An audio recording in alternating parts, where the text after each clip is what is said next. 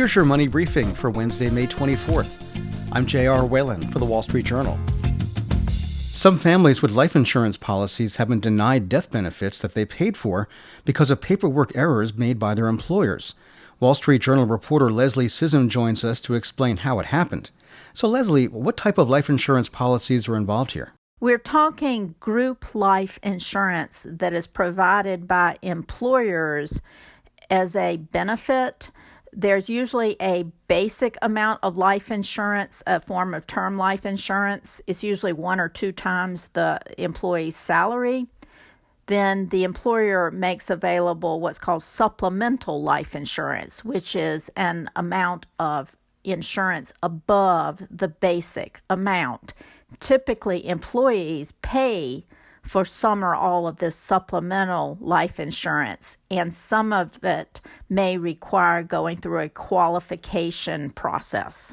And so what happened that caused so many families to be denied coverage that they had paid for? Some employers dropped the ball and did not provide the health form for their employees to fill out for this supplemental amount of coverage.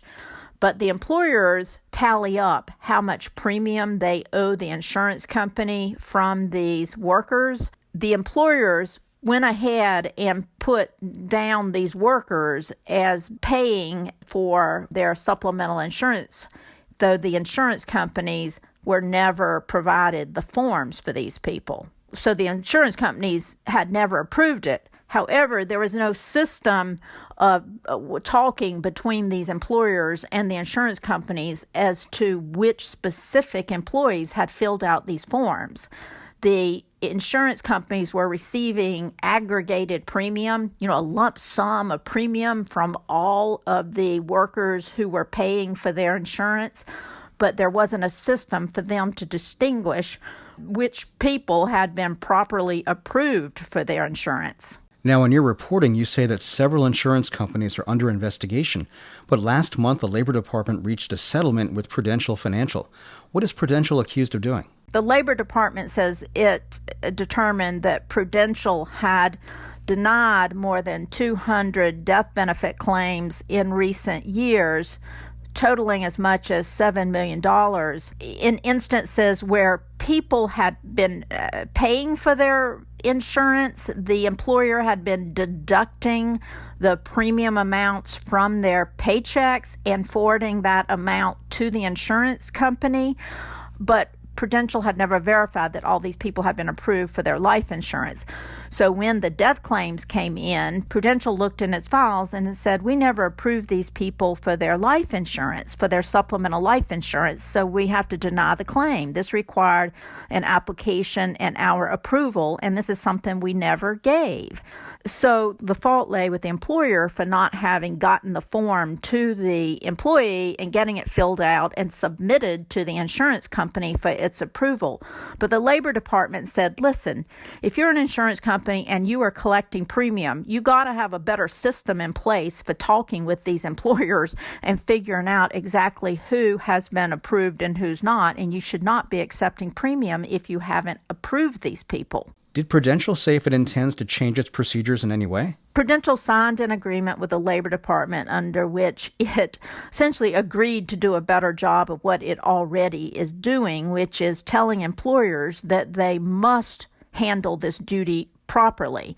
And it will reinforce that if the employers don't handle this properly, the employer will be liable for paying out the death benefit to those people.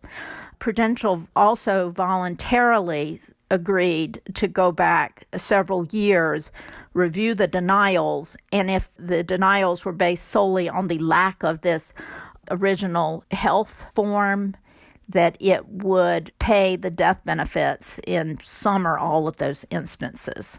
What can people do who have life insurance policies with any company to avoid getting caught in a situation like that? So one thing people can do is read their materials, and if in fact it says you need to fill out a form, you do unfortunately need to be looking at this material when you make a purchase, and you need to go to your HR department and say, hey, this thing says I'm supposed to fill out a form. You haven't given me a form. What's up with this?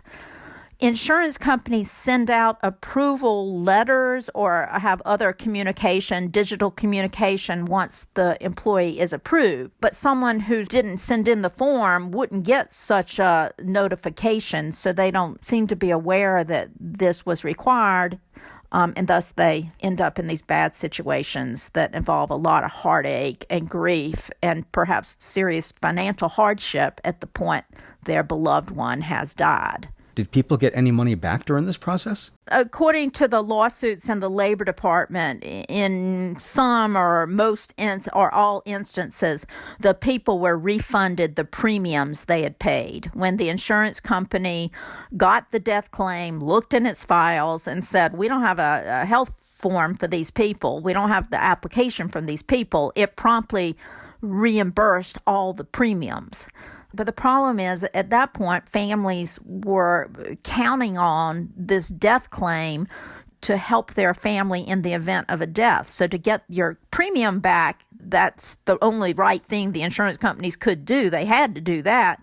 But, like in one instance, I think the Labor Department said a family got back $8,000 in premium from years and years of payment, whereas they were counting on some large death benefit. So to get back $8,000 in premium is nice, but is not going to make up for that missing death benefit. But the insurance companies were denying the benefits on the employer's mistakes, so these people just have a bad taste in their mouth. And some of them had sued the insurance companies in federal court, and that's partly how the Labor Department knew the problem existed. These lawsuits were proliferating. That's Wall Street Journal reporter Leslie Scism.